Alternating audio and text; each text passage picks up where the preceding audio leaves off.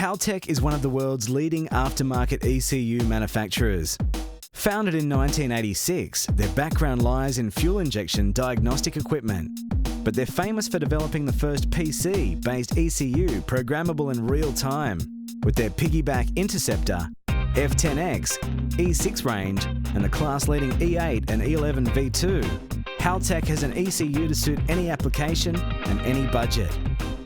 Production has now also commenced on their new Platinum Series ECU.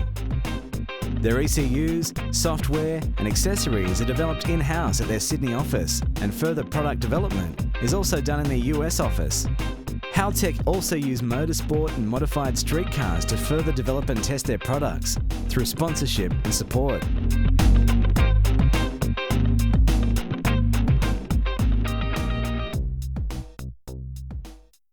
The E8 and E11 V2 are the flagships of the Haltech range, offering a total engine management solution for almost any engine combination, controlling fuel, ignition, and a host of auxiliary engine functions such as idle control, air conditioning, cold start, thermofans, throttle pumps and fuel pumps.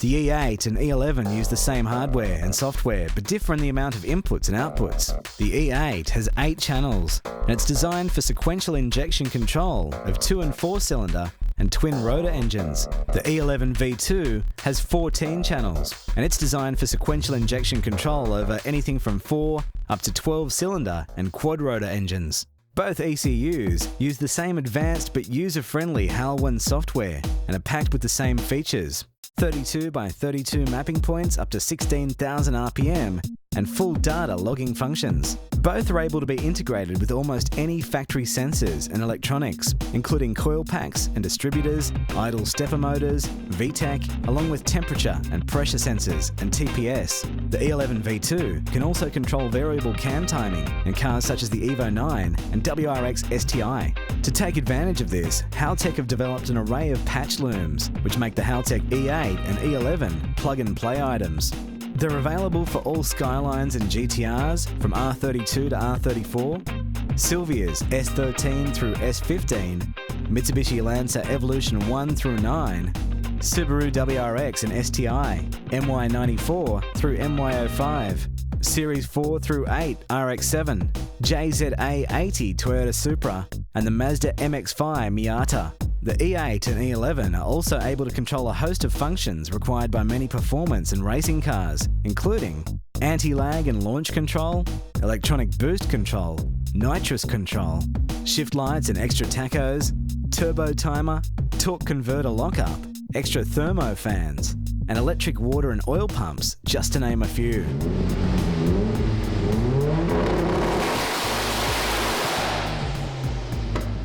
Haltech also have a wide range of accessories including various sensors, wideband O2 kit, boost control solenoid, coil packs, igniters, and a range of digital dashes.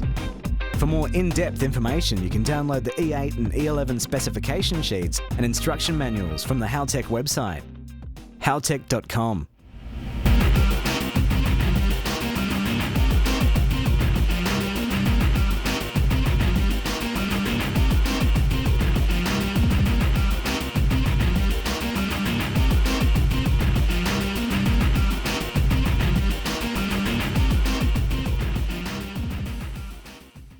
To cater for the emergence of advanced technology and the new breed of late-model cars, Haltech have developed the new Platinum Series ECU.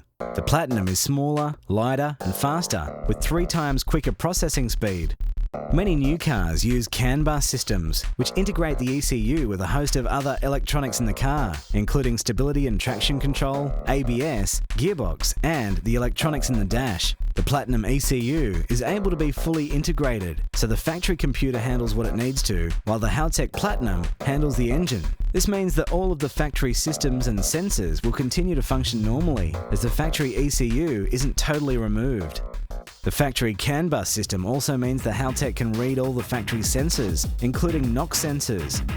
This, combined with a built-in map sensor, means the Platinum will be a true plug-in computer with no extra sensors needed to be wired in. The Platinum also has its own CAN bus system, so that current and future Haltech devices can be easily added, such as digital dashes. The Platinum has 32 by 32 user-definable mapping points to tune fuel and ignition. It has all the same control functions as the E8 and E11, but also has dual cam timing control, meaning it can control both the inlet and exhaust cam timing, such as in the 350Z. It also has the ability to manage variable lift camshafts, like the one in the new Nissan GT-R. So far, Haltech have developed a patch loom to suit the Nissan 350Z and all K-Series powered Hondas. Haltech are also currently developing patch looms for the MY06 and 07 WRX and STI, along with the new model WRX. Development has also commenced on the Mitsubishi Evo 10 and the new Nissan GT-R.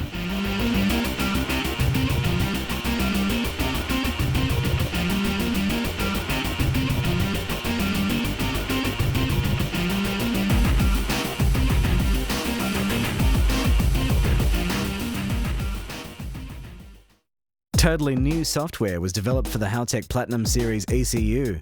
It's the most advanced but user-friendly software on the market, with almost limitless possibilities. The ECU navigator on the side allows quick selection of any tuning table. You can then bring up 2D, 3D, and various number tables. A description at the bottom helps guide you through. You can choose what information you want displayed on each page, and it can be named and saved as a favourite, helping make tuning much more efficient. Different themes also allow you to change the look of the gauges. The user is able to define almost anything, including the axis, so you can choose what to tune against. You can choose the mapping points up to 32 by 32, but less points can be used to make tuning quicker. These points are also totally definable and can be changed on the fly. The main setup page is specific to each model car, uncomplicating things even further. The Platinum can also tune in different modes: injection timing, volumetric efficiency, and lambda correction. The Platinum is also compatible with airflow meters. The Platinum also uses a USB connection for laptop tuning, getting rid of serial port problems. The data logging software is also much more advanced and user-friendly. It can be set to log up to 200 times per second. You can create a project file and load and overlay as much data as you like, making for quick and easy comparisons. Any piece of information can be logged. The Trace Navigator lets you know where you are within the log when you're zoomed in, and you can add notes for future reference. The data can be displayed in different ways and can be saved and emailed or printed off. The amount of features in the new Haltech Platinum series is simply astounding. For more information and updates, head to the Haltech website, haltech.com.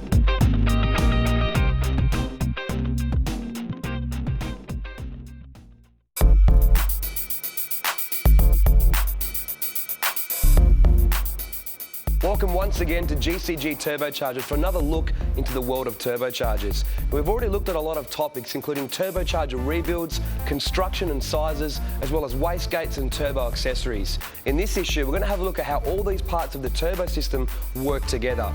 Now, many people think that getting extra power is just as simple as bolting on a bigger turbocharger. Well, in the case of a slightly larger bolt-on, this can sometimes be true. But most of the time, if you're going for a serious power upgrade, you're also going to need to upgrade other parts of the turbo system, as well as other engine support gear as well. In this issue, we're going to have a look at what types of support gear generally need to be upgraded when you're in the search for more power. GCG are distributors of all Greddy performance products and are the only Australian authorised repairer of Truss turbos and accessories. Now, for the record, Greddy, Truss, Grex and Gracer are all the one company. The different names are used to distinguish different performance products, although they sometimes do cross over. Truss is generally used to describe all of the turbo parts and accessories. Now, here we have two display engines from Greddy Japan that demonstrate how the support gear needs to be upgraded and matched to suit the turbocharger and the power levels required.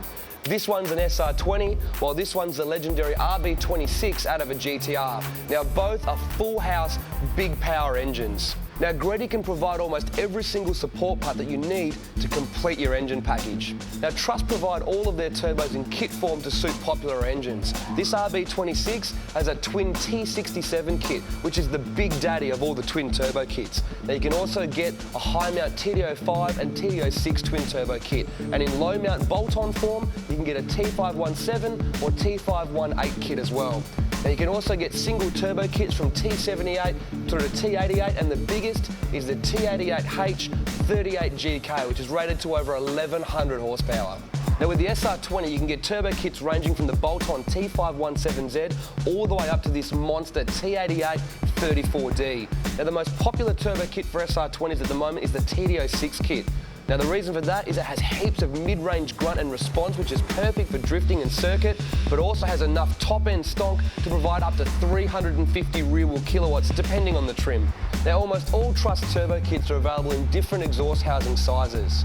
Now Truss don't use AR to describe their exhaust housings. Instead, they talk about the area of the exhaust housing in centimetres squared. Now turbos such as the T67 or the TD06 are available from 8cm through to 16cm squared versions. Now Truss turbo kits come with everything you need to suit the engine, including the turbocharger itself, the wastegate and manifold, as well as the dump pipe, oil lines, water block-off lines, and they'll usually come with an intake pipe as well. Now Truss designed all of these parts to work together to suit the engine and application, so the manifold design and length and size will always be optimised to suit the engine and turbocharger, and the wastegate is always a sufficient size as well. Now in the case of a turbo like this, the T88 or the twin T67 kit, you need a very big wastegate to be able to control the boost, such as this Type C item. Now choosing the right turbocharger and exhaust housing size depends on the engine setup and the application that you're going to be using the car for, and it's certainly no easy task. A GCG sales representative can help you choose the right Truss turbo kit to suit your car and application.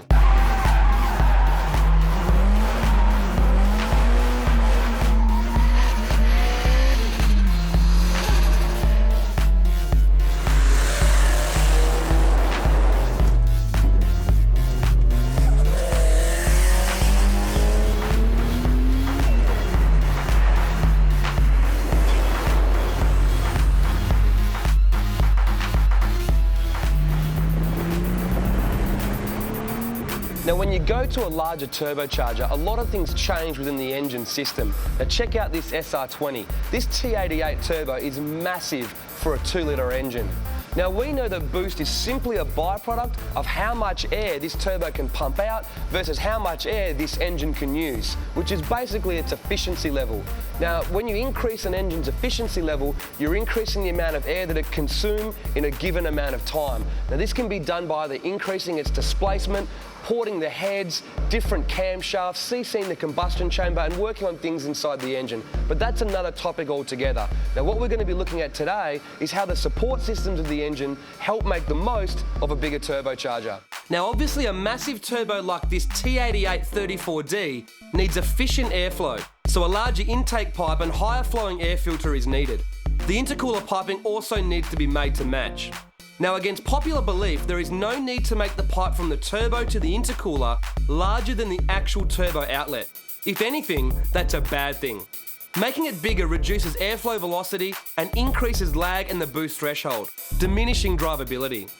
Now we already know the job of the intercooler is to cool down the boosted air. Now cooler air is denser, and denser air takes up more room, so it's pretty much the norm to make the intercooler pipe coming out of the intercooler ½ an inch bigger than the one coming in. But at the same time, there's absolutely no need to make the intercooler pipe any bigger than the throttle body. Now a larger turbocharger flows more air, so the intercooler needs to be able to flow more air, as well as be able to cool larger volumes of air. So its cooling efficiency and its flow need to be increased to suit the turbocharger.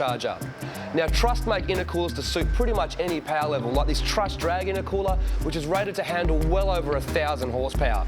But like intercooler piping, an intercooler can also be too big. Now basically the bigger the volume of the intercooler, the more air it's going to take to fill it up, which increases lag and obviously increases the boost threshold. Now using a Truss drag intercooler like this with twin T67s or a big T88 is perfect, but if you were to have a smaller turbo on there, obviously it would take too much to fill it up and you would have poor drivability with the car.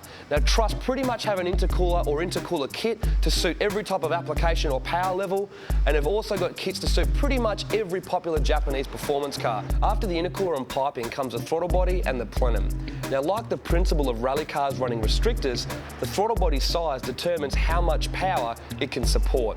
Now, Greddy designed their aftermarket plenums to be able to fit larger throttle bodies as well as support a lot more extra power. Greddy designed their plenums in the factory, tested on a flow bench. They then used them on a lot of tried and proven drift, circuit and drag cars in Japan, so you know that they're going to work. They designed their plenums to give perfect air cylinder distribution, so you get the right amount of air into every cylinder, and they also make it the correct volume to be able to suit the engine and the application. Now, you can actually make your plenum too big for the car. Just like the intercooler piping, the larger volume means it takes more air to fill it up, so you can increase lag and the boost threshold and ruin drivability. Now, it's all about matching the plenum to the turbocharger and engine combination. Now, the next part of the airflow system to worry about that's filled with misconceptions is the exhaust. Now, many people believe that with a dump pipe, the bigger, the better. Now, this is partially right, but at the same time, it's also totally wrong. Now, the dump pipe still needs to be matched to suit the turbocharger and the engine combination. Against what many of you have been told, there is absolutely no need to make the first part of the dump pipe any bigger than the outlet of the turbocharger. Now, what Truss do is they actually experiment with the distance from the turbine outlet to where that steps up in size. And they experiment with that so they can get the drivability and the power level perfectly right. So there's absolutely no need to mess with it. Now, that's airflow taken care of, but what else do you need to upgrade in the quest for more power? Now, putting more air into the engine means you also need to put more fuel into the engine. Now, Greddy offer aftermarket larger injectors for almost every popular Japanese import, and they've also got fuel rails to suit a few cars as well. Now, this GDR fuel rail is a twin entry item, which means it has two entries at each end and then has an outlet in the centre. This is to keep consistent fuel pressure throughout the entire rail. Now, the Greddy plenum also allows the fitment of two fuel rails, which means you can have primary and secondary injectors to help increase drivability. Now, with extra fuel and extra air, you're generally also going to need extra sparks, so sometimes your ignition system would need to be upgraded. And to manage all this, you're going to need some form of aftermarket ECU. If you tried to run either of these engines on a factory computer, they simply wouldn't work. So an aftermarket computer is going to be needed to help extract all of that extra power. Now, when an engine makes more power, there's one byproduct you simply can't escape, and that's the fact that it will create more heat. So the cooling system needs to be upgraded to handle the extra power. Now, Greddy offer oil cooler kits as well as radiators to suit a lot of popular Japanese imports. Now, they also, for the RB26 and SR20, offer in large sumps, which help increase reliability as well as keep the engine cooler as well. Big power boosted engines also tend to breathe more, so an aftermarket larger catch can is often needed. Now, as you can see, making extra power isn't as simple as just whacking on a couple of bolt-ons and turning up the boost. Upgrading one part usually means an array of other parts also need to be upgraded, but all of these parts also need to be matched to suit each other, otherwise drivability and power levels are both going to suffer. Now, the guys here at GCG have years of experience in turbocharged cars and their setup, so they can help you choose the parts that you need to make it all work together, and the Truss catalogue also has everything you need that is perfectly matched to suit each other as well.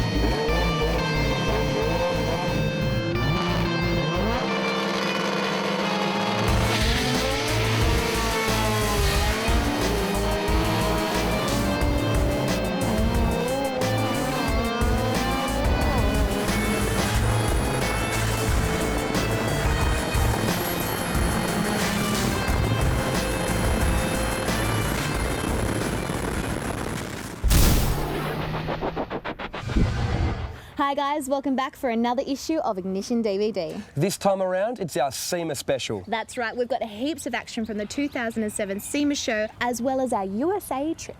We also couldn't wait, and we've put in footage from our recent trip to Japan as well.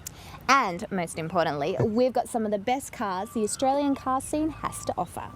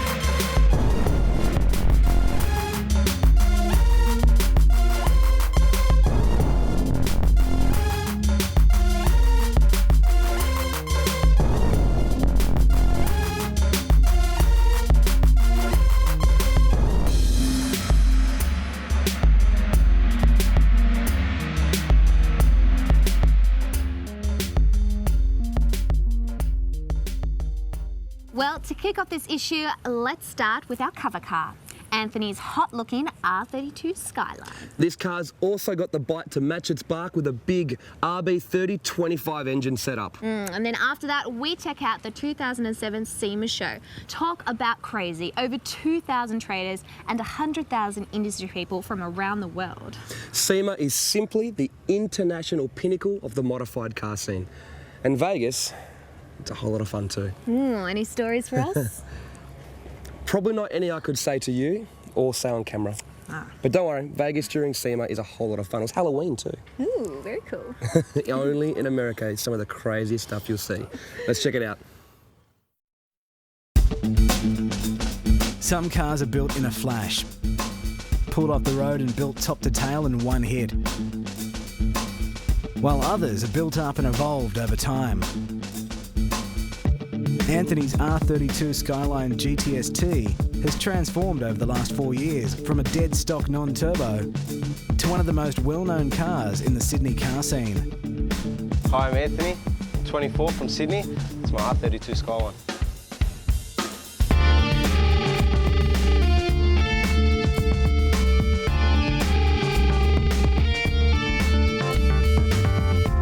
I bought the car in 2001. It was standard except for an air filter and fog lights.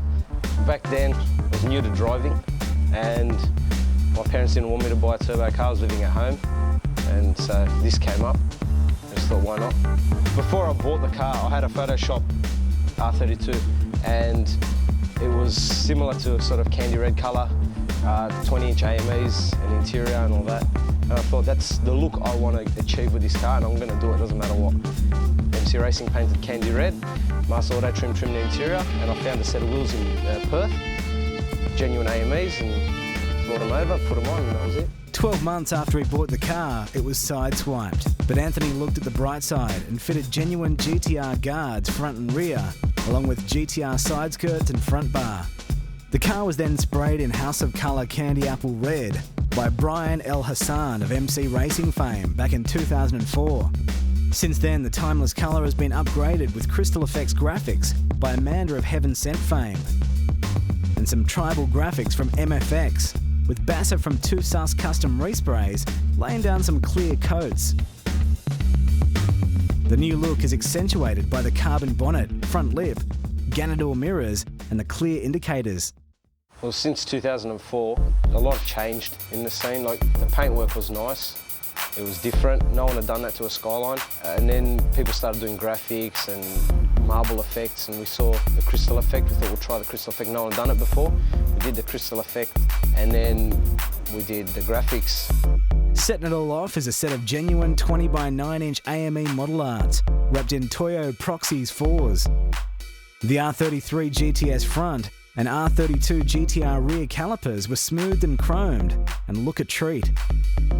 They also work thanks to the UAS Spacer Kit on the front, enabling the fitment of 330mm rotors, Project Mu braided lines, and Bendix pads.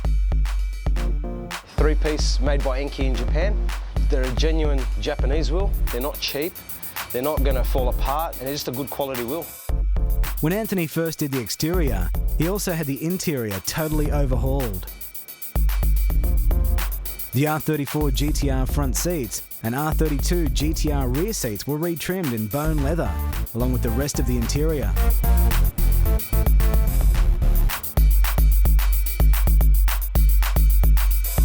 The chromed plastics brighten things up, and the white face dials and Defi gauges give Anthony essential driving info.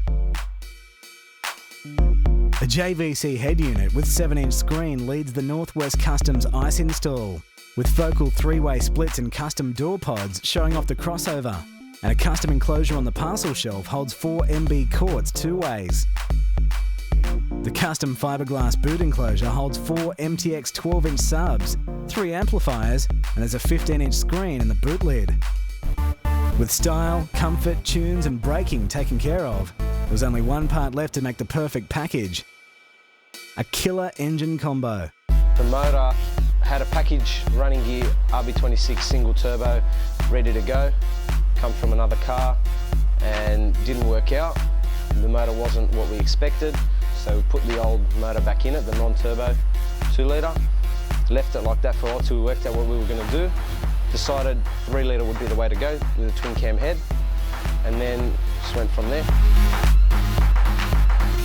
The engine bay is one of the neatest we've seen. Clean enough to eat your dinner off. With all the wiring hidden, the bay was smoothed and painted. Every nut, bolt and bracket has been either painted, chromed or polished. Even the alternator is chromed.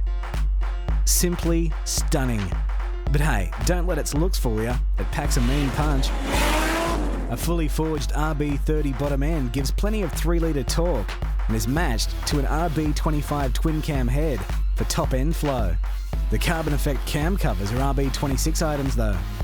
A GT35 turbo sits on a custom manifold with a 38mm external gate and sounds awesome. The .86 rear housing combined with the 3-litre capacity gives the car plenty of low down power and response.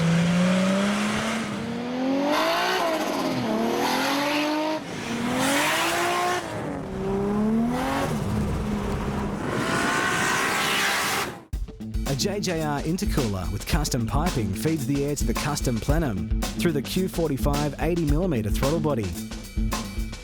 A custom fuel rail holds 800cc side injectors, which Anthony also polished by hand. Anthony even removed the anodizing from the Speedflow fittings and polished them too. Now that's attention to detail. A custom oil cooler kit and JJR radiator help keep the hybrid engine cool, while a Microtech LT12 manages the ensemble. The engine was still being run in on our shoot, but its torque had no problem frying the clutch. The RB25 box and GTR rear end are holding up just fine though. With this car, at Dartone Racing, we've done everything bar trim the actual interior and apply the paint and graphics. We stripped the car every time it was painted, we fitted it.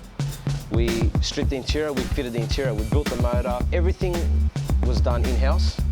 Basically, Dartone Racing, it began when my cousin and we worked for my uncle at Dartone Automotives, and then we moved on, wanted to do more of a performance thing, and this was the first car all out that we did. Everyone looks at it. They see the colour and the graphics and the noise, and they look at it and they don't know what to say. It's different. They haven't seen that kind of thing before. Skylines are normally standard colour, 18-inch Japanese wheels or something like that, and big motor, but this is everything.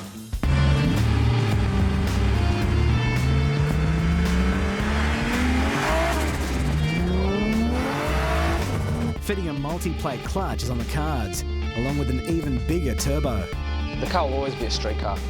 From day one, I built it to be a street car and take it to the occasional show. That's always what I wanted.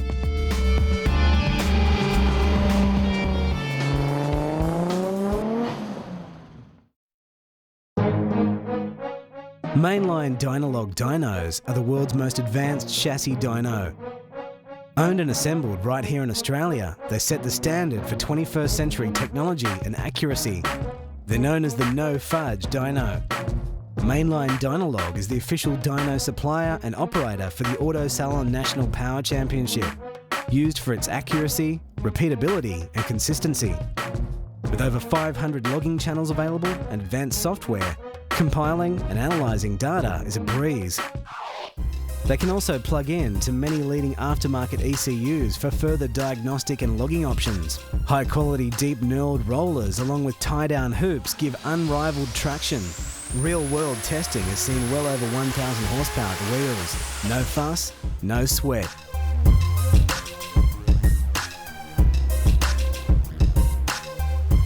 So no matter what you put into your car, Mainline will make sure you get the most out. SEMA is the world's biggest car show. It stands for Specialty Equipment Market Association and is an international trade show. It offers a chance for automotive aftermarket parts manufacturers to showcase their products to distributors and workshops. It also showcases the latest trends, products and technologies. Not to mention, it's one of the wildest 4 days on the international event calendar and is not to be missed.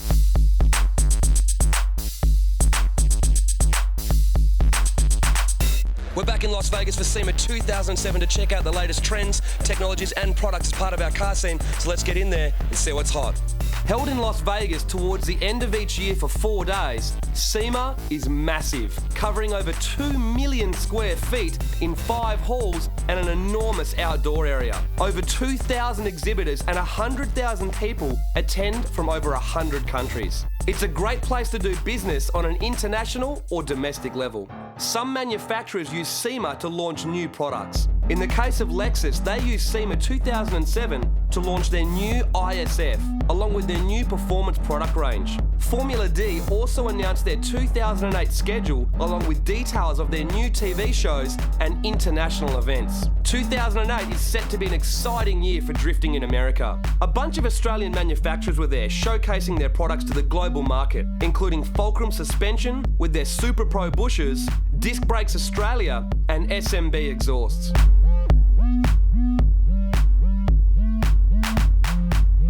TurboSmart had their full range on display and also used SEMA to launch one of their newly sponsored cars, Mike Murillo's Outlaw Mustang drag car.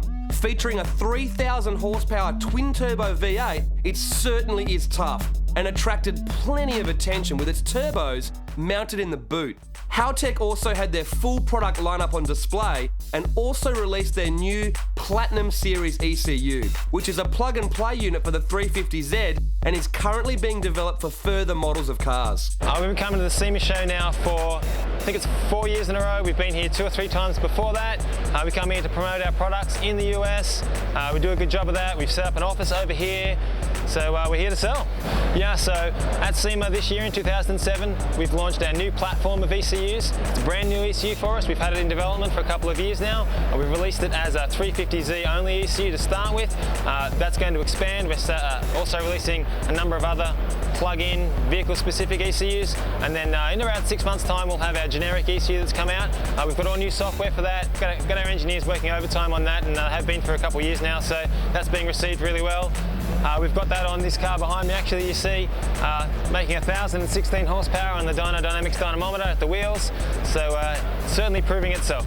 SEMA has 5 halls and 11 trade sections. The outdoor area is absolutely huge, as the convention centre struggles to hold the event.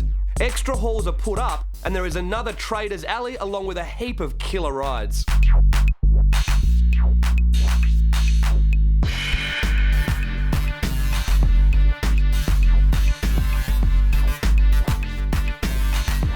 The Dub Magazine stand here at SEMA is always completely off the hook. Everything here is damn cool. Lowriders, they've got trucks, they've got Euro cars, Porsches here are slammed on big chrome. No matter what it is, as long as it's pimp, it can be here at the Dub Magazine stand.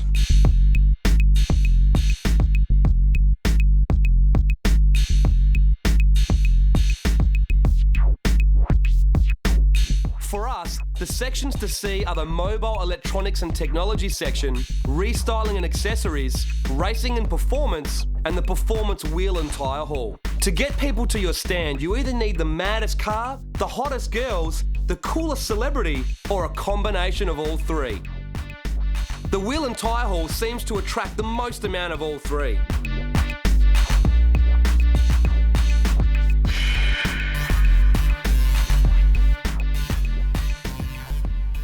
Now, if bling's your thing, you have to come past the Lexani and Asante wheel stand here at SEMA 2007. These guys have got the hottest Euros and lowriders on their stand. There's always celebrities cruising through. Now, these guys are famous for their $2 million diamond and ruby encrusted wheels. Now, on top of their wheel lineup, they've also got their own lifestyle magazine, and new for 2008 is their Asante luxury grill range. Yo, Australia, man, what's good, man? Lil B from the pack, man. You know what I'm saying? We repping out here, man. Lexani booth, man, feeling very, very good. Once again, Australia, I love you. What is going on, man? You already know what I'm repping for. Ignition, you know what I'm saying? We love you, Australia.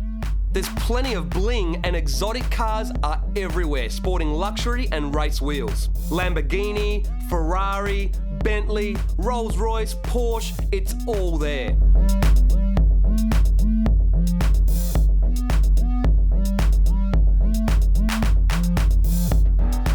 We even found a couple of super rare Porsche Carrera GTs.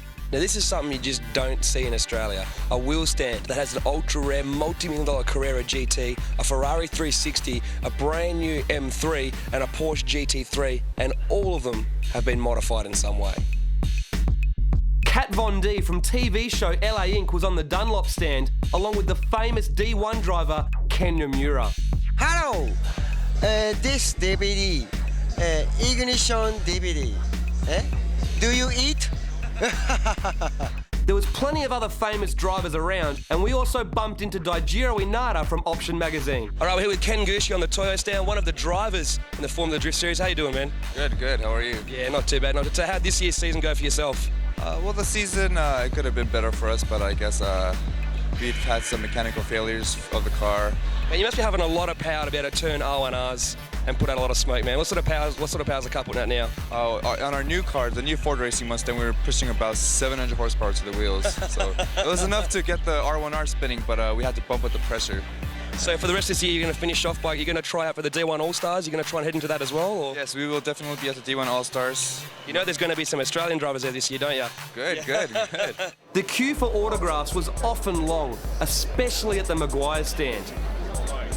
It was a good way for Maguires to attract plenty of people to check out their existing and new product lineup. We also bumped into famous painters Steve Van Diemen and Craig Fraser at the House of Colour stand. Our friends from West Coast Customs were also there with the West Coast Customs Experience.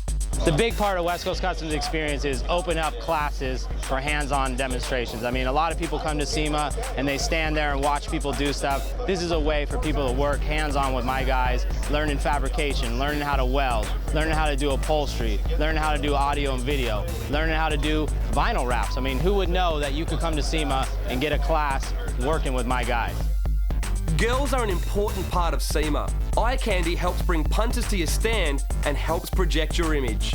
This was certainly evident in the Wheel and Tyre Hall. The Toyo girls were some of the hottest there and were kept busy all week. Check out our Girls of SEMA feature to see some more. Along with releasing new products, SEMA is also an indicator of new trends. In the sports compact tuner market, it's obvious that drifting and drag racing are still strong, but time attack is the new big thing. The amount of time attack and drift cars on display was astounding. Some of the cars were truly extreme. To see them in more detail, check out our Cars of SEMA feature.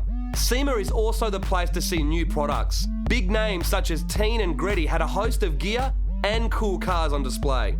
It's also a chance to check out parts for new models. There was a few new model WRXs around the place, some supporting some serious mods already. The move out on Friday afternoon is one of the coolest things, as you get to see some of the wildest cars driving out. It certainly is a spectacle.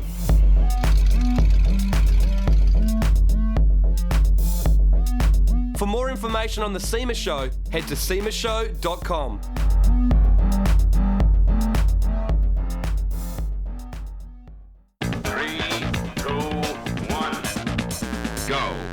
By signing up to the Hot Fours newsletter, you'll be ahead of the pack when it comes to the latest news, event info, what's on the forums, and a sneak preview of what's in the next issue. It's easy to sign up. Just head to www.hotfours.com and follow the links to the newsletter page. There you can tell us a little more about yourself, and when you hit the submit button, you've instantly put yourself in the running to win great prizes each and every month. Go on. What are you waiting for? Go. Well, that show was huge. I feel sorry for you guys trying to cover everything. It was a mission. Only 2 days to cover over 2 million square feet of car show. Took a while to recover, but it was certainly worth it. Then we've got some more cool feature cars coming up, including a decked out WRX wagon. Then we've also got a feature that takes a closer look at some of the wilder cars we found at SEMA. It was written in stone that unholy forces beyond our recognition would claim the end of days. Of the four beasts, the harbinger of death yielded the power to corrupt even the purest of hearts, blacken the most noble of thoughts, and blaze a path of havoc from here to the sky. Veiled in black as dark as pitch, third in line for evil. It's time to take a trip to the netherworld in one apocalyptic WRX.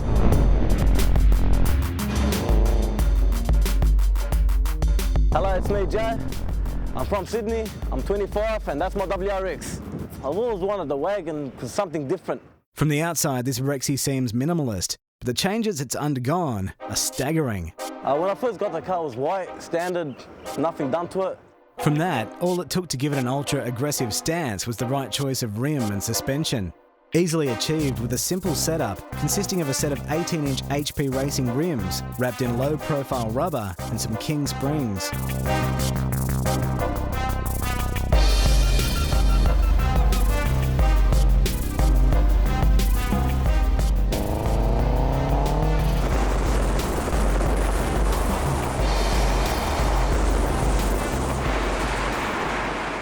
Well, Joe and the team at Argyle Automotive always had the vision of keeping this a dedicated street car. It does carry some show style with a full custom interior. A complete tan leather retrim with some serious attention to detail is the highlight of a very plush interior.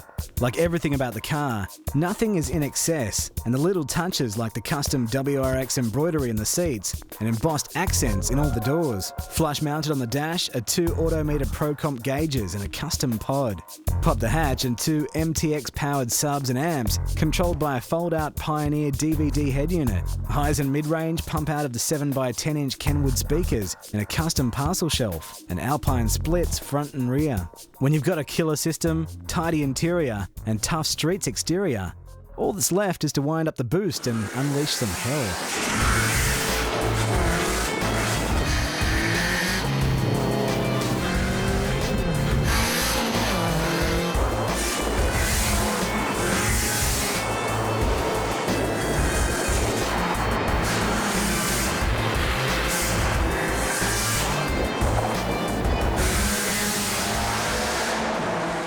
I was getting a haircut once, and the guy, he sent me to Argyle Automotives. As soon as I got there, he told me about the low compression. After that, we changed it to 2.5, done the works, injectors, extractors, rods, pistons, you name it. It's incredible what kind of work you've done to it. Under the hood, the 2-litre was done away with for a fully forged 2.5-litre boxer with MY99 heads. When you've got those extra cubes to fill, the standard snail ain't gonna cut it. So a Garrett GT35R was fitted on a tubular exhaust manifold. Oh, and did we mention that it's externally gated?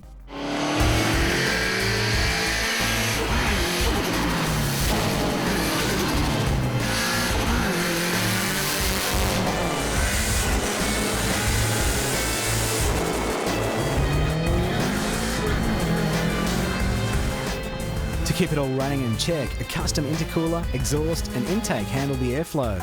Fuel supply was beefed up with a bigger pump and injector combo, all managed by a Microtech ECU.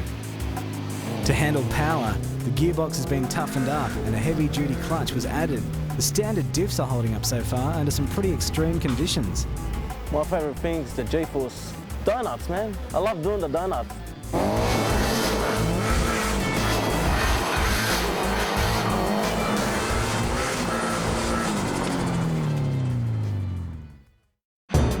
Although Joe's not quite as evil as Raven Rexy, with the ultimate mix of power and street, if you see this dark horse in your rear view, you know the end is near.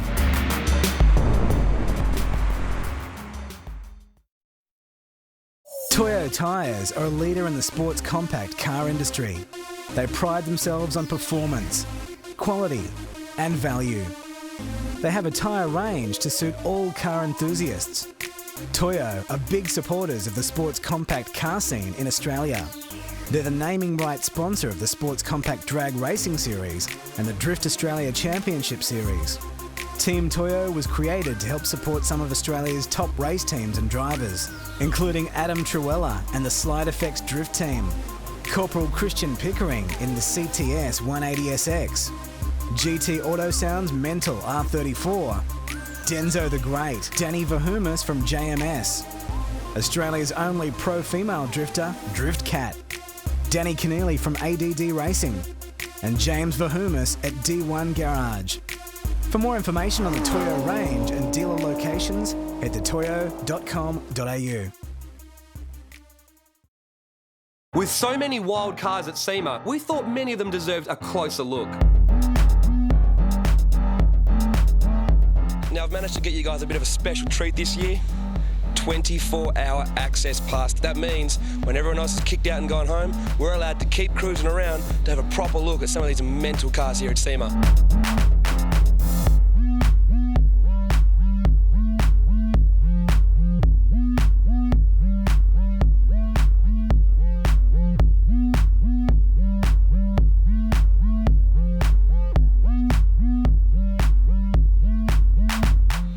these Scions here in Australia, and they're a pretty weird looking thing, but this one is totally off its chops. It's not only have they put a V8 under the hood of this thing, it's got twin turbos hanging off the side of it, and the rear of the car's been totally cut out and replaced with a full 4-link rear end for drag racing. This thing is excessively mental.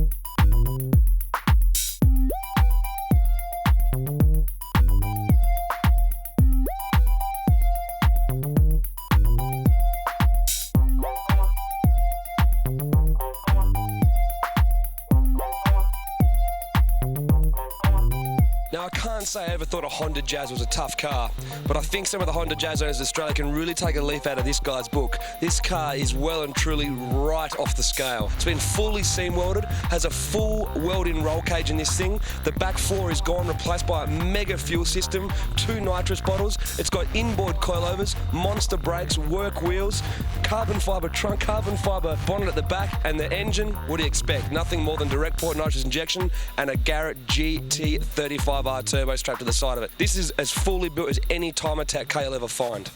By far the most mentally modified car at the show was the Castrol Saturn Super Sky, built by Team ETC, a group comprised of Canada's top car builders. The car is now a full tube frame chassis with a totally custom carbon fibre body shell.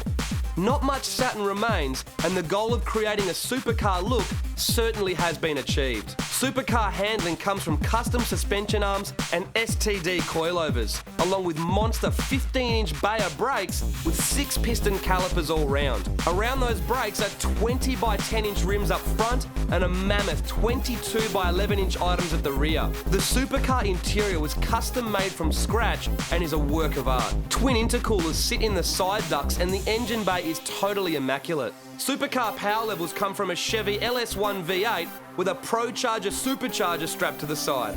That power is put to the ground by a Porsche transaxle arrangement. The Super Sky shows that modifying a car is only one step away from creating your own custom vehicle. There was a heap of tough Japanese import cars at SEMA, from drift, drag and the time attack camps.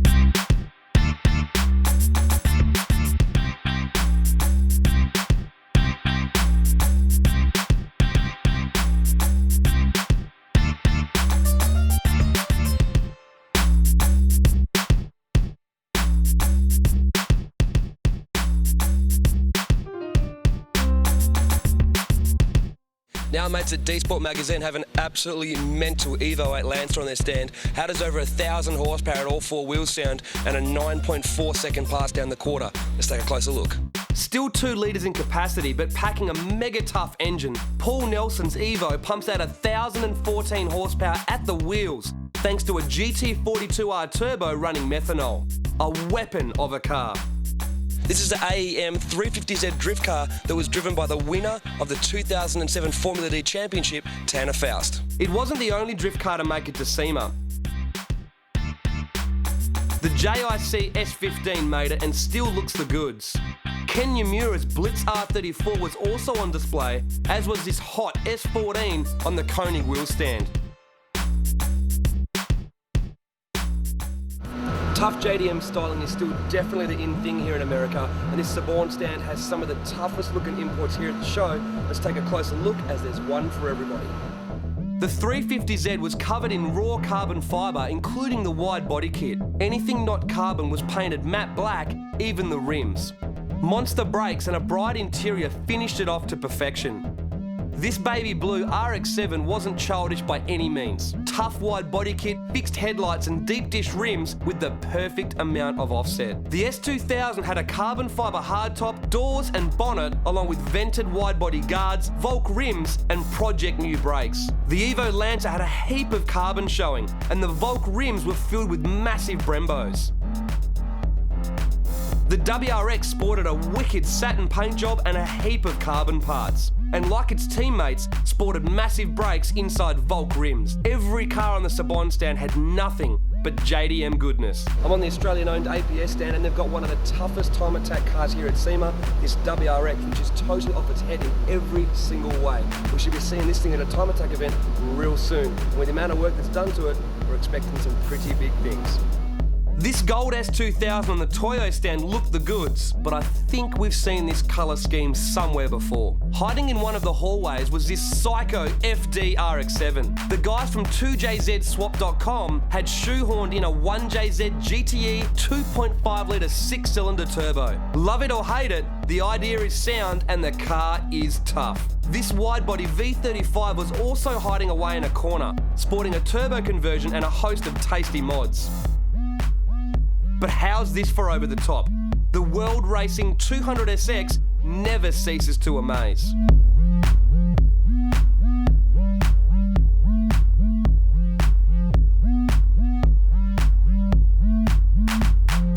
This is only a small selection of cars at the show. To see them all, you need to get yourself to SEMA 2008. To check out the latest tech talk on turbochargers with GCG, head to IgnitionX.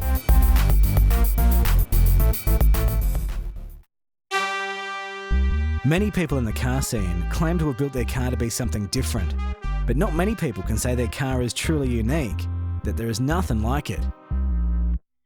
Well, in the case of AB's 1969 KE10 Corolla, we certainly haven't seen anything like it. Truly unique.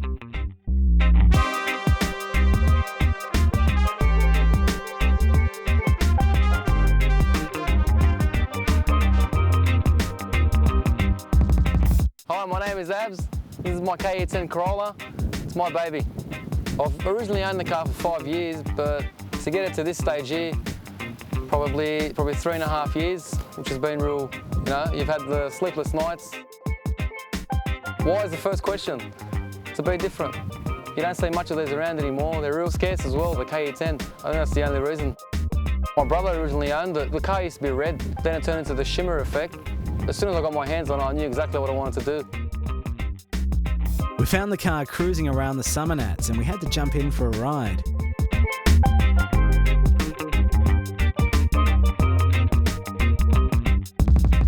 The car attracts plenty of attention cruising around, and why wouldn't it? How often do you see a chop-top KE10 Corolla painted in candy apple red and bright yellow? The silver graphics and yellow shadow flames are a killer touch, along with the 17-inch Gestalt chrome rims. Well, these days, the paint you see is pretty much flat and solid, so I figured maybe the shimmer effect will be something different, and the flames from the yellow to the orange will be something different that'll just like a real eye-catcher. The custom work that was involved was making a 4-seater, chopping the roof, chopping all the window down and all that stuff. Mostly all handheld things that had to be done at home and stuff, The hardest part was strengthening all the body on the inside and making it all structural so the car doesn't sway in that. Being a chop top, you can see how wild the interior is as it cruises past. Like the exterior, it's totally wild. Modified Swift GTI bucket seats front and rear, and the custom door trims have all been retrimmed, along with the dash in bone marine vinyl. Touches include the downlights, billet steering wheel, and odometer gauges. Being a chop top means the stereo had to crank, and it does. The Soundstream head unit feeds the Pioneer splits up front, and the Kenwood 7x10s at the rear. Well, the most surprising thing is the attention that I get. I did receive a lot of attention the way it was before, but after the airbrushing, the white walls on the wheels and that, it's just unbelievable. It's been a long road, a bit of money involved, but I'm real happy with the outcome today. You probably noticed the intercooler sticking out of the front of the little Corolla. That's right, the Toyota 1.6 litre 4-banger is boosted with a T28 hanging out the side. A Turbonetics external wastegate, TurboSmart blow-off valve, and 2.5-inch exhaust means it ain't no softie. A triple-core radiator, Haltech coil packs, GTR injectors, and a custom surge tank take care of things, while a Microtech controls the show. The little Corolla has seen nearly 200 horsepower at the treads, which is plenty for such a little car. Well, when I originally sent the engine in the car with my brother, I originally wanted to put a bigger motor in it. But I figured using the same engine in there, having it all modified in there, I'll just turbo the same engine and get good horsepower out of it. So it's received that good horsepower. It's received the 195 horsepower at the wheels, which is really, really good for a 1.6. The only setbacks I remember having with the engine was just overheating problems and stuff, but we've overcome that with a triple core radiator from ASI, which is really, really good, especially in days like this. You know, it's very controllable. Apart from that, no, the motor runs like a dream. A Celica 5-speed and custom clutch feeds the power to the VN SS LSD. Just looking at it now, I guess if I don't sell it, got to think of new and more things to do to it. Ab's Corolla looks hot, goes hard, and is engineered to work. So cool, in fact, that some admirers couldn't resist but to give us a hand on our shoot.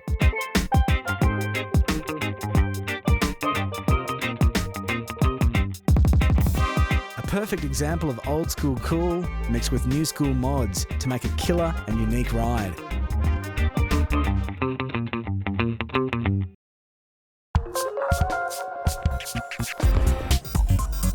Enjoying a long-standing reputation for quality work and professional service, Platinum Car Audio and Interior's experienced staff consistently produce some of Australia's most highly awarded show cars. Platinum can turn daily drivers into complete showstoppers, and they carry all the leading brands. Platinum Car Audio and Interiors are the ultimate choice, whether you're after a simple head unit upgrade or a complete interior retrim and custom audio fit-out. With packages to suit any budget, including leather retrims from as little as $2,200 or complete audio upgrade packages from only $1,000.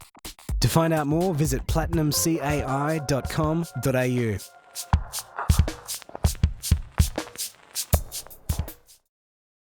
So let me get this straight. We haven't even finished doing all the American car feature stuff, and you've already been and gone to Japan.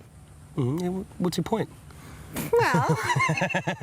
you wanted to go? Yeah. Oh, no, it doesn't work like that. Oh, apparently. Octane invited us to go over there on their mission to Japan to take Mark Berry and Russell Newman's GTR to the Rev Speed magazine Super Battle at Scuba Circuit. And we got to hang out with our friends from Link International who took us to Japan last year. Ah, so how was the trip? Perfect. I Couldn't bet. ask for anything more on a trip. But you're going to have to watch the feature to see what we got up to. Let's do it. When High Octane Racing took Mark Berry and Russell Newman's GTR to Japan to compete in the Rev Speed magazine Super Battle at the home of Time Attack Scuba Circuit, we were invited along, so it was time for another road trip.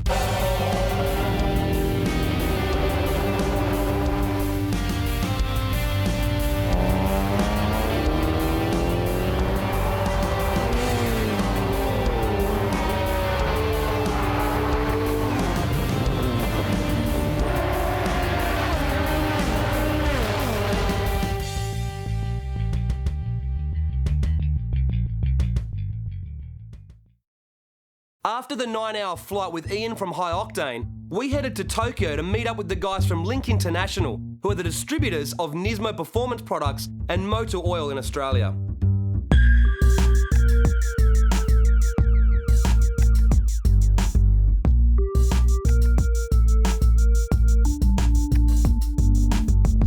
On day 2, we met up with the guys from Motul Japan and headed down to Fuji Speedway for the 2007 Nismo Festival.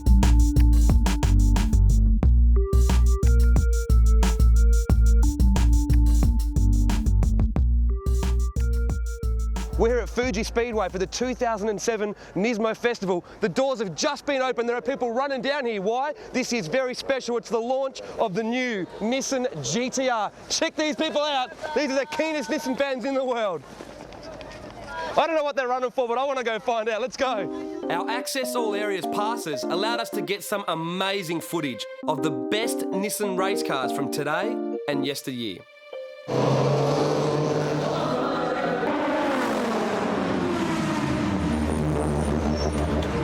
We also got to see the launch of the new GT500 GTR.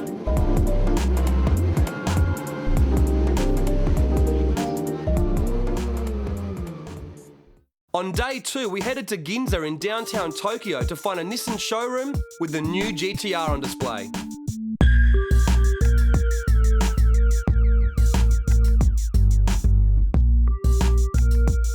We then met up with the High Octane Racing crew again and got ready to head out to Scuba Circuit.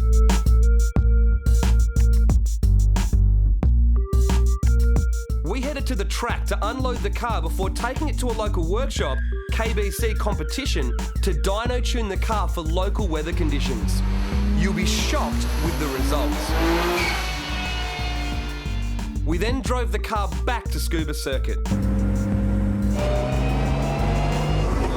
Only in Japan can you get away with riding on the passenger seat floor of a stripped out GTR race car on public roads.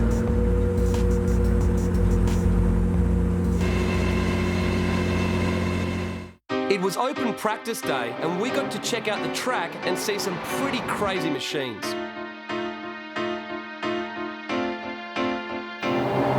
There was 2 Garage Saurus built GTRs with big single turbos carving up the track.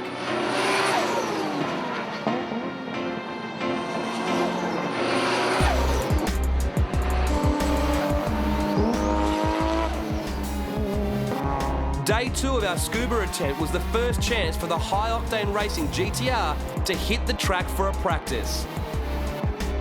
There was also a heap of wild Japanese cars there for the practice day.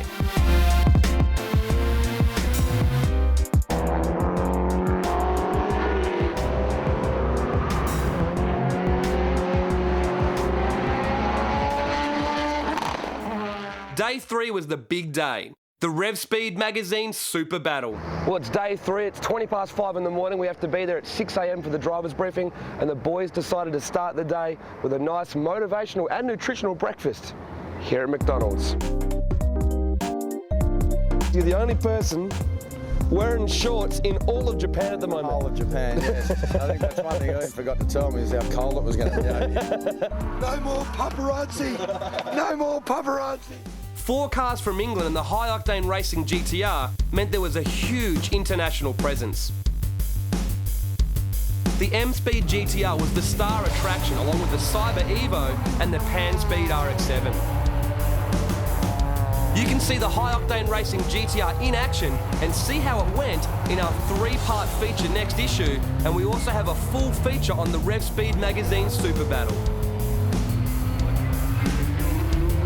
Coincidentally, it was also the official launch day of the new Nissan GTR in Japan, and mine's already had one sporting their livery.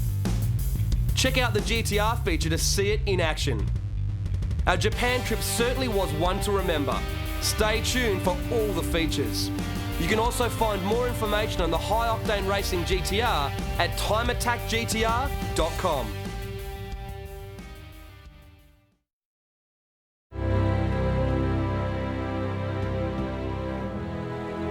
Isotta has been manufacturing unique automotive accessories since the late 1980s and have continually introduced the highest quality products with innovative design. In 2007, Isotta partnered with Swarovski Crystals to form the Urban Glow range.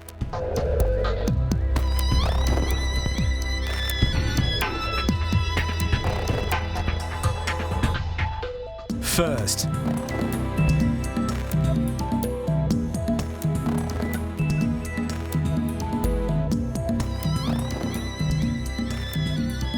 made in Italy.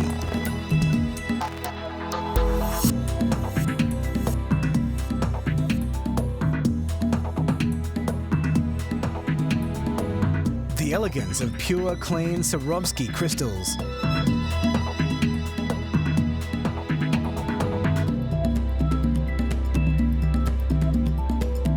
Visit primal.net.au.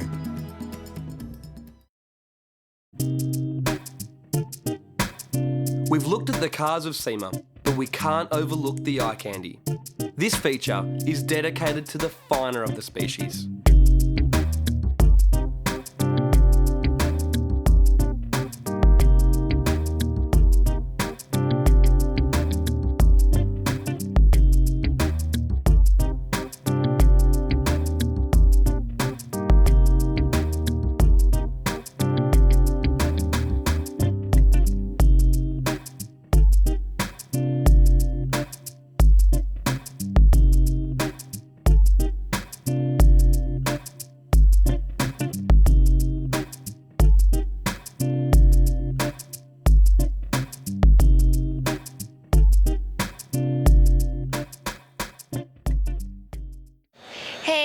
Justine Haro. Hi, I'm Anna Brinkman. Hi, I'm Vanessa Grott. Hi, this is Annie. Hey guys, this is Jessie here at SEMA 2007. And you're watching Ignition DVD.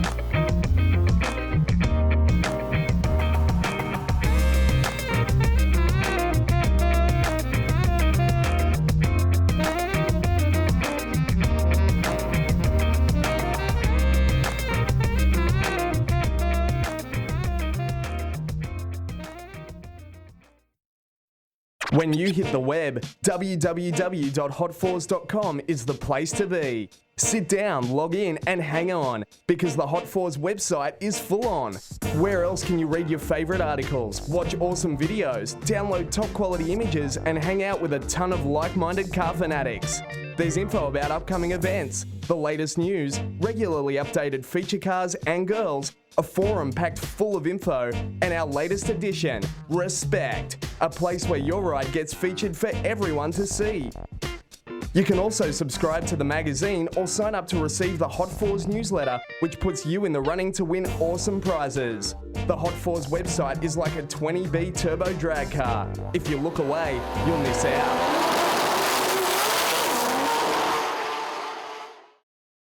Well, that looked like a bit of an awesome trip.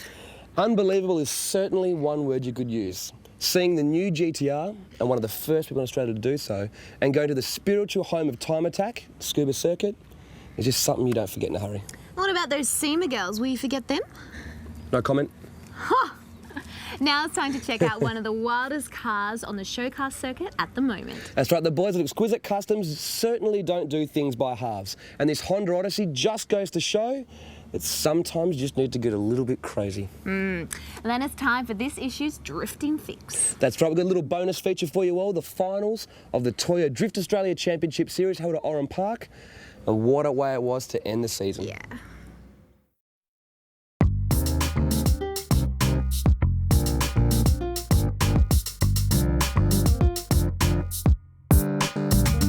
A song once said that we're never going to survive unless we get a little crazy. Well, Keith took that literally. And now his Honda Odyssey isn't just surviving, it's taking the show car scene by storm. When Keith wanted to go all out on his Odyssey, he took it to the boys at Exquisite Customs, as they could handle every facet of the build. I'm Eamon, and this is the Odyssey we built for Keith. Basically, the original concept of the car was all Keith's idea. Keith was pretty particular on how he wanted the car to start off with. And there was a few things that I got him to sway my way with the original build, but then second time round, it was all like on pretty much Keith's ideas. Its current guise has seen it take an array of trophies and make the top 60 at the Summer Nats. The Odyssey might be crazy, but it's also a lesson in cool, with a perfect blend of old school, new school styles. The body kit and aero side mirrors are new school, but the wood grain airbrushed graphics and vinyl trimmed roof are certainly old school. That's right, a vinyl trimmed roof. The gold highlights add some more class. The 20 and 22-inch wire wheels are the icing on the cake though, and the Exquisite Customs air suspension makes sure they sit up inside the custom wide body guards. The vinyl roof was kind of Keith's idea because we wanted to go with a whole like old school sort of theme, going with the wood grain and the vinyl roof, you know, a bit of a lowrider look. Open the custom suicide doors and the interior is totally in your face. The X-Customs team retrimmed every last surface of the interior in spearmint leather and suede. The dash plastics and custom fiberglass pods have been colour-coded to match. They house the Greddy Infometer and Kenwood head unit. There's also a custom centre console enclosure for the airbag controls and gauges. The ICE install is also totally wild, with the custom moulded fiberglass boot enclosure holding 4 12-inch Orion subs and stacking the Orion amps 3 high. There's also an Xbox and directed TV screen in the floor. The cabin has TV screens in the headrest and a set of Orion splits in the doors.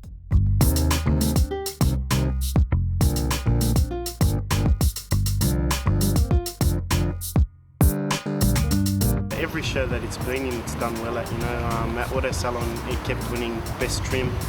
It's won Best Wheel Awards. At Summernats just recently, it made the top 60, and then it also got top airbrush graphics. So, everywhere it goes, it does well. The car's uniquely built.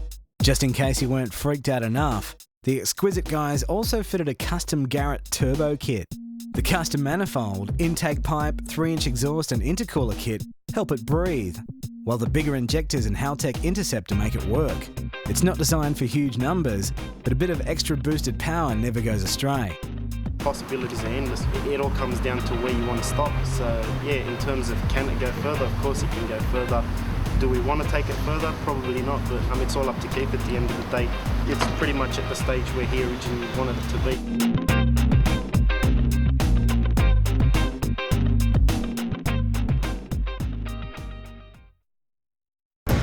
HSD Suspension brings you the leading edge in coilover technology at prices to suit your budget. HSD has been proven in competition by many top-level Australian drifters. 3 levels of performance are offered to suit every application. The HS series is best for the street, with rubber bush top mounts providing quiet operation, 15-step damper adjustment and a wide range of height adjustment. HR adds larger diameter dampers for more control and pillow ball top mounts for razor-sharp response, with easy camber adjustment ideally suited for drift and circuit applications. For serious circuit races, the Premium HT series offers a full aluminium casing for lightweight with remote reservoirs for separate bump and rebound damper adjustment. HSD coilovers are backed by an unlimited kilometre 12-month warranty and full after-sales support from Automoto. Check out the Automoto website to see what HSD can do for your ride. Leading up to the final round of the Toyo Drift Australia Championship Series for 2007, the hype and the pressure was set to full bore. So much was riding on this round. Only 61 points separated the top 3 drivers in the championship, with 500 points on offer for the weekend. Would Robbie Bolger prove the might of his V8 machine? Would the Corporal get his fairy tale finish? Or would Adam Truella muscle his way through? Japanese technology versus Aussie muscle. Turbo terror versus V8 brutality. Who would prevail?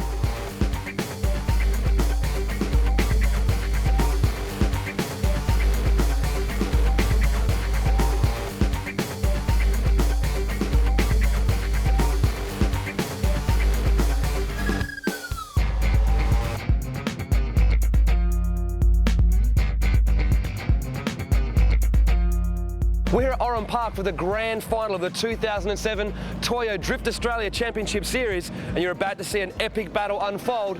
I hope you're ready for this one. You couldn't have asked for a better storyline leading into the event. Some drivers had everything on the line, while others had nothing to lose. Last year's championship was decided by the final battle of the final round, so it went right to the wire. This year's setting up to be the same sort of thing, as there are 8 drivers who could all potentially take the championship, with only 161 points separating them and 500 points on offer for this weekend. But the more interesting part is the top 3 drivers only have 61 points separating them. Robbie Bolger in first place, Corporal Christian Pickering in second, and Adam Truella in third. So I tell you what, it's gonna go big. Luke Fink in the Holford Motors S14 200SX drove like he had nothing to lose and everything to prove. In the Friday and Saturday practice sessions, he was literally scraping the wall on the entry into the first corner, and he got the battle scars and paint marks to prove it. You've only done 1 practice session and you're already touted as the most dramatic showman here this weekend. So that big green mark that goes for, what, 20 metres down the wall? Was that yours yesterday? How'd that happen? Yeah, just trying to get close to the wall. I see all the Jap footage and scraping the walls. I love it. I love getting close to the walls. That's the best bit. Many of the drivers were just there to do what they do best. Have fun. All right, we'll continue on with our chronicles of the life of Denzo the Great. Tell us what's been happening since the last round. I've put on a few kilos and there's a sausage coming my way and I reckon I'm going to eat it. That was a diet one. Marky Mark's coming in. How you going, Marky Mark? Very good, very good. Now, I noticed you're not drifting this year, but you're always walking around in some form of overalls. It was Virgin overalls at the start of the year. Now it's something else. Who are you crewing for? Danny. Yeah, Yeah, it takes two of us to make one, so... I'm trying to wonder how you two actually get any work done together. No, we work well, you know. When he's a bit weak, we stab him with a screwdriver, and when he's good, we give him lollies, you know. All right, here with Leighton Fine, another one of the drivers who's in the top 8 coming into this round. I have to ask, I've talked to every other drifter here. We're all still trying to figure it out.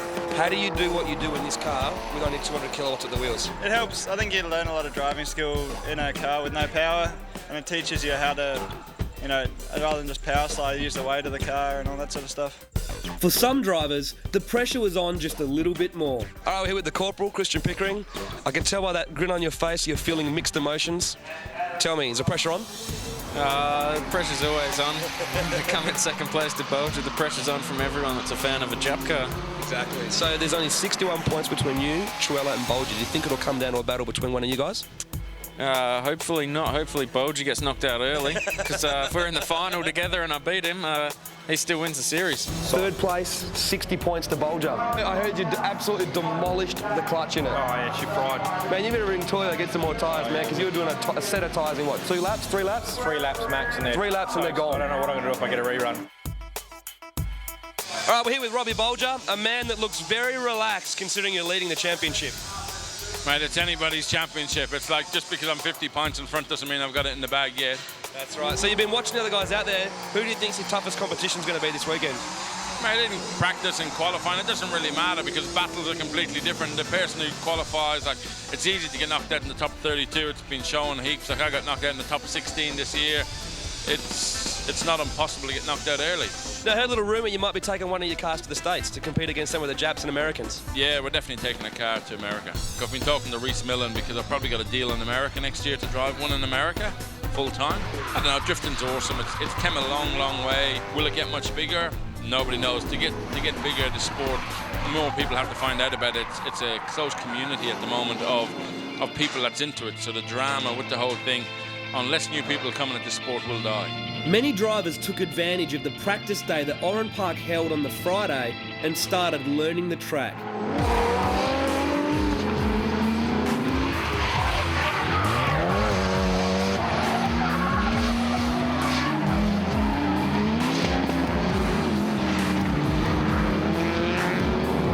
Come Saturday, it was game time. The Drift Australia drivers got stuck into it in the practice sessions.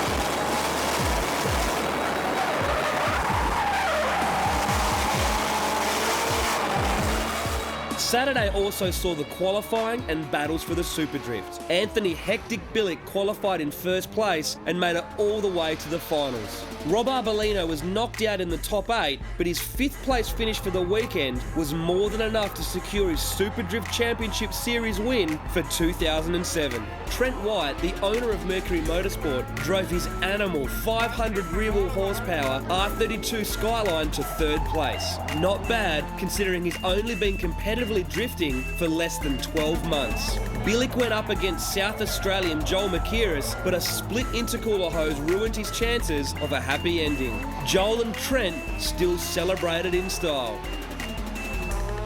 The team drift practice finished off the day, and once again, Team Pierre looked in top form.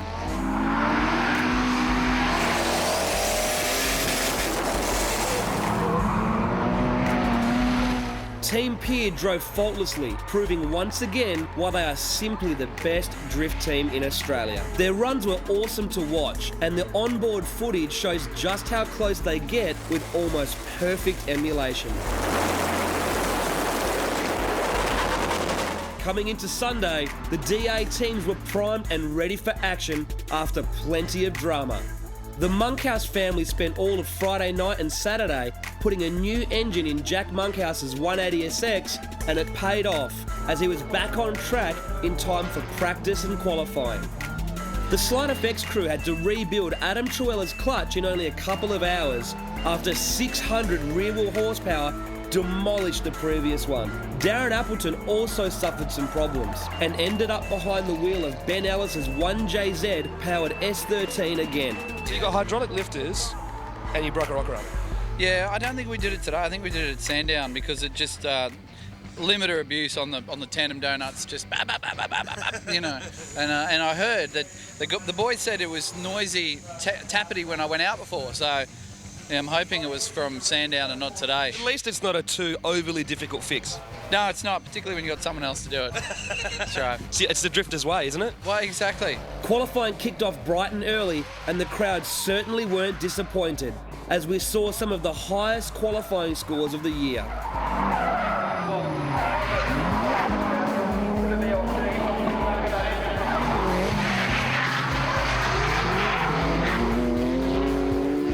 Luke Fink ended up taking the #1 qualifying spot coming into the battles. The top 32 sorted everyone out, but Matt Mingay in the Commodore pulled out an upset, defeating Adam Truella after 2 reruns, ending his championship hopes.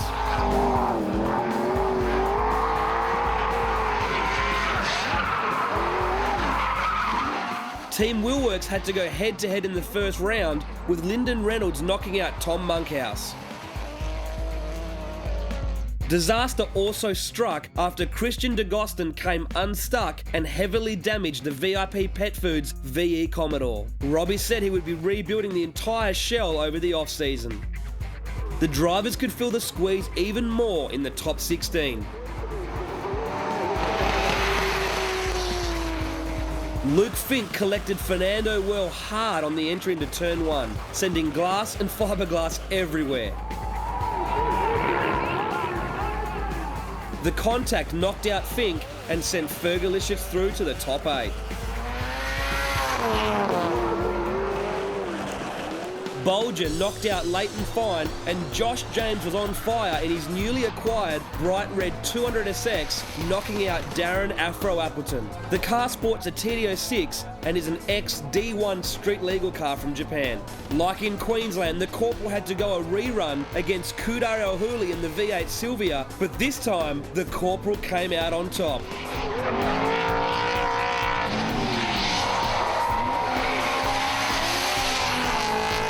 The top 8 saw a couple of unfamiliar faces, including wildcard Trav Dunstan, who lost to Fernando Whirl, and Josh James, who bowed out to Christian Pickering, who was on a mission towards the finals. Nathan Wiesel defeated Chris Easton to make it to the top 4 for the very first time.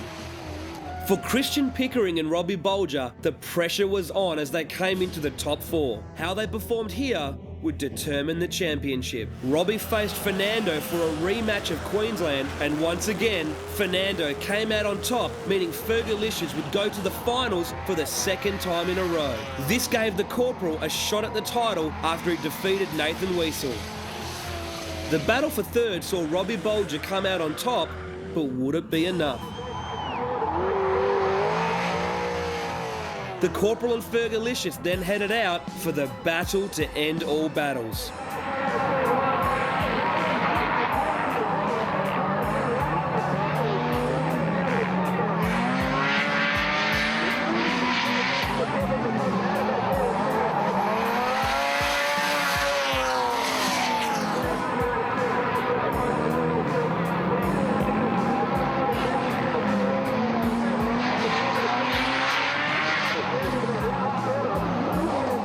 After a tight battle, Fernando took the win, putting the Corporal in second and Bolger in third. If Robbie had come fourth or the Corporal had come first, it would have changed everything. But after the scores were tabulated, Robbie Bolger kept hold of his lead and became the winner of the 2007 Toyo Drift Australia Championship Series. After an epic season, the leaderboard looked like this. Fernando leapfrogged the leaderboard up into third place for the season. Darren Appleton took fourth, and Adam Truella stayed in the top 5. All 3 Team Peer cars managed to finish in the top 8, an awesome effort. Nathan Wiesel's consistency landed him 8th for the season. Now that's a wrap for the 2007 Toyo Drift Australia Series, and what a championship series it was. Rock and Roll Robbie Bolger took the win of the championship. Christian Pickering held on to second place, and Fernando Well leapfrogged the competition and moved all the way into third place for the championship. Let's just hope 2008 is as big, as wild, as controversial, and as much excitement as what there was this year. To keep informed on the series for 2008, head to driftaustralia.com.au.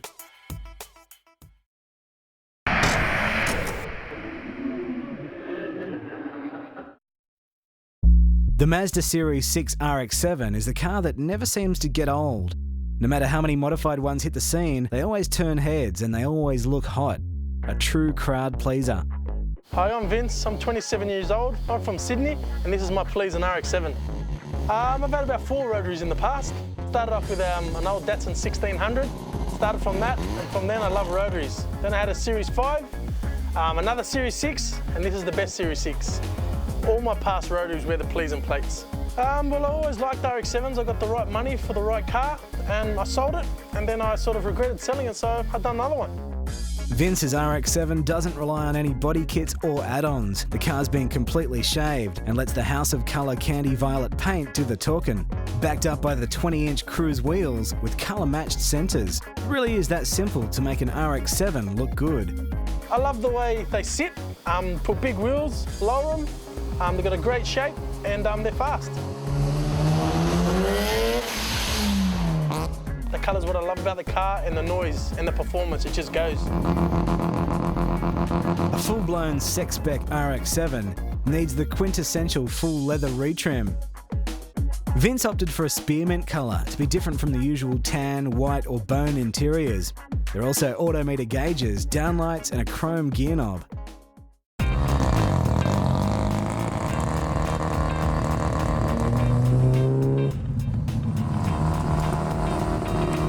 The doors have custom fiberglass pods holding kicker splits and an array of 7-inch screens which receive signals from the Schneider touchscreen head unit.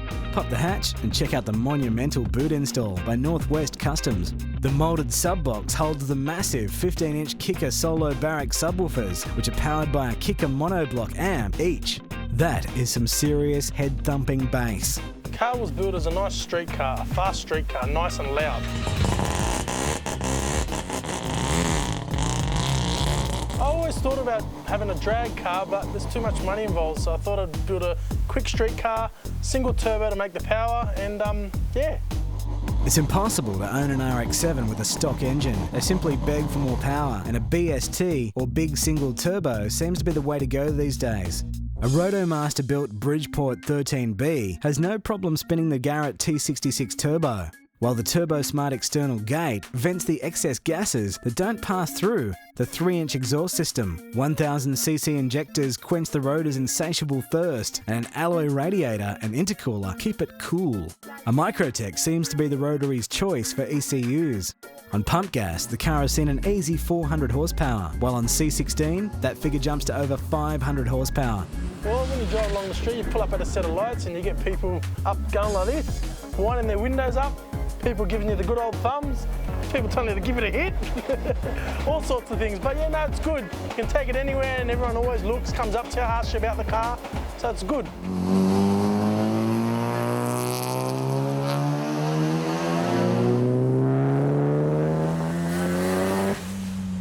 Well, I don't think there's too much more plans. I think I've done everything. Yeah, I don't think there'll be more plans, just cruise it and that's it. The phrase all show, no go does not apply here.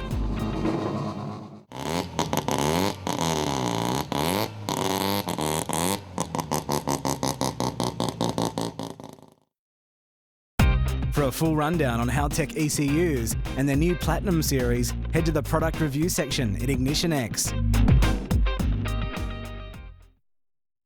To finish up, we've got something pretty special.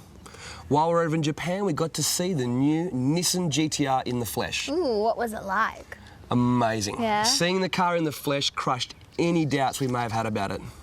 So did you get to drive one? No. No, unfortunately, while we were there, it officially went on sale in Japan the day before we left, so couldn't organise a drive in time, but we did get some exclusive in-car footage of the new GTR going around Scuba Circuit thanks to our friends at Minds. Check this out. The new Nissan GTR has been over 5 years in the making. It has been surrounded by hype, controversy and anticipation. With this car, Nissan set out to take the Icon to a new level and create Japan's first true supercar, able to rival the best in the game. Have they done it? During our recent trip to Japan, we got to check out the new GTR. So we decided it would be a good idea to show you what we thought. Well, I can't help but feel a little bit special as I'm one of the first Australians to see the new Nissan GTR in the flesh. It goes on sale here in Japan only 5 days from now, and it's right inside the front gate too at the Nismo Festival, as this is the main attraction. What we're about to go and find is the new GT500 race car that Nismo have just put together in time. Let's go check that out. The Nismo Festival was our first chance to check out Nissan's new supercar along with a legion of fans. Seeing it in the flesh certainly put any controversy to rest. What an awesome looking car. To keep the spectators happy, the GTR was put through its paces around Fuji Speedway for a performance demonstration.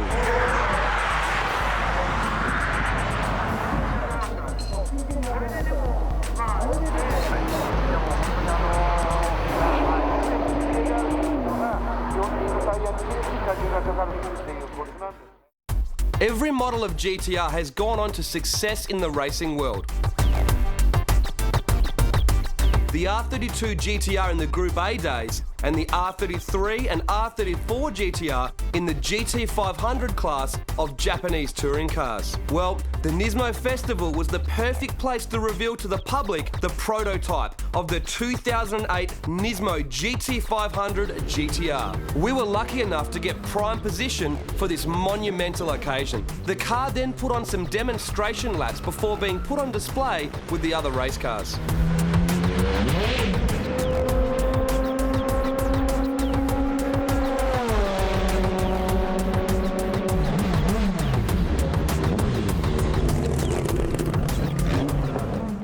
Now, we've already been to the Nismo Festival, but as we're passing through Ginza, we couldn't help but stop at the Nissan Gallery. Now, I've heard it's pretty tricky inside. Let's take a look.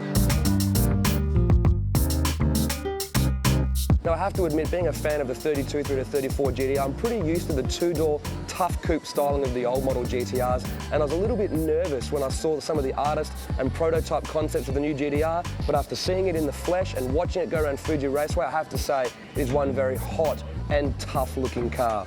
Now, with these wide body guards, a very aggressive front end, you can see the two intercoolers in there. It's got 20-inch wide race rims with semi-slips around it. Inside, 380mm rotors with 8-piston brakes, 4-piston brakes at the rear, low slung roof. This thing is pure tough.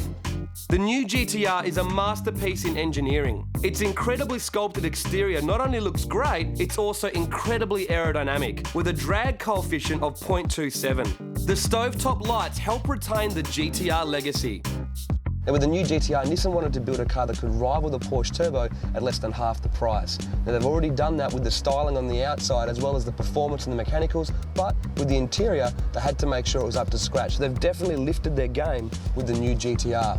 The interior is so much better than the older model cars. You can see by the suede and leather seats, the much higher quality trim inside, all the way the gauges are presented and the way they're laid out gives a much more modern and much more luxurious feel than the old GTRs. One little problem though is, just like any exotic car, the back seats might as well be non-existent. They do have a nice Boss stereo system back there though, but as you can see looking down here, it looks like an automatic transmission, but we know the truth, it's actually an electronically controlled manual, and you've got the paddle shift right here on the steering wheel. Now, there's no need for gauges with the new GTR, as they kept the multi-function display from the R34 GTR model. Let's take a little bit of a scroll through. First screen comes up, boost pressure all the way to 1.5 bar, brake is a percentage, engine oil pressure as well as engine oil temperature, acceleration and braking in G-force, cornering in G-force, brake percentage, engine oil pressure and temperature again, speed in kilometres per hour, we've already got that, transmission oil temperature, fuel range, acceleration is a percentage, water temperature, front torque. What else have we got? Now you've you've got different acceleration graphs that you can have as well. It's got full data logging capability too. This thing can show you almost everything you need to know. It even has a steering percentage to let you know how far away you are from full lock. So you can pretty much watch almost anything on this car to do with the engine as well as its performance, and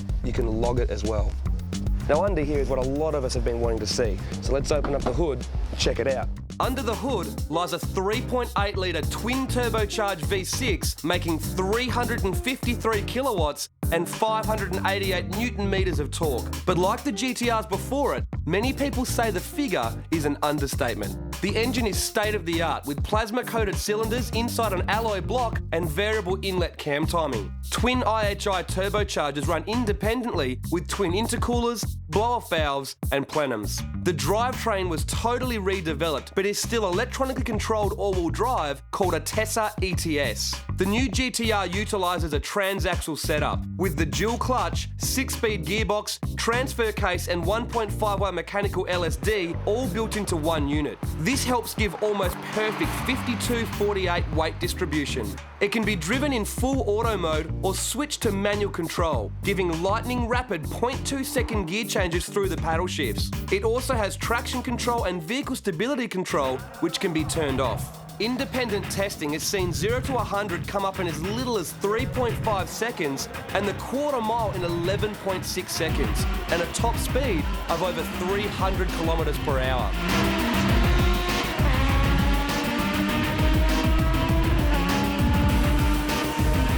Nissan exceeded their own goals with an astonishing 7-minute 38 lap time around the legendary Nürburgring, faster than a Porsche Turbo.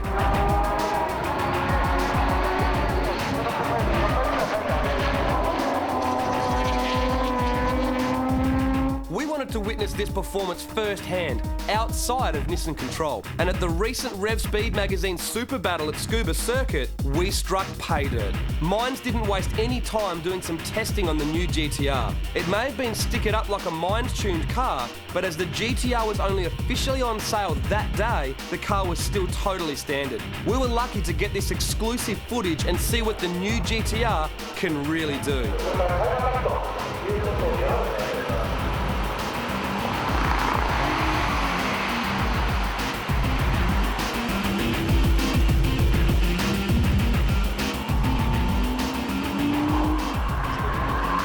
After some warm-up laps, the new GTR was consistently lapping Scuba Circuit in the 103 bracket, blindingly quick for a factory car. Check out what a full lap of Scuba is like in the new Nissan GTR.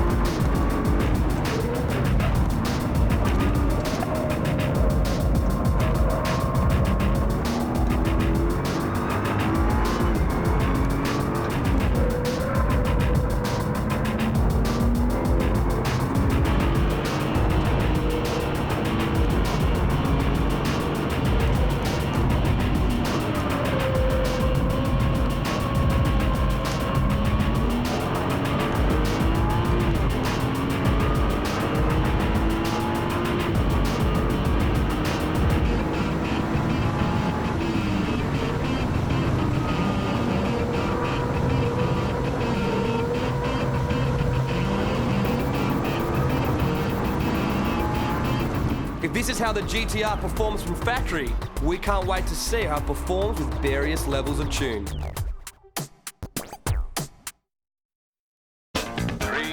2, 1, go.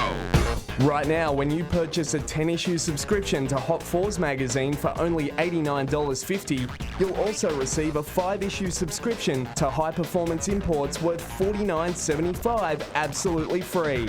To take up this great deal or to check out our other special subscription offers, including further discounts and awesome free gifts, log in and head to www.hot4s.com. 3, 2, 1, go.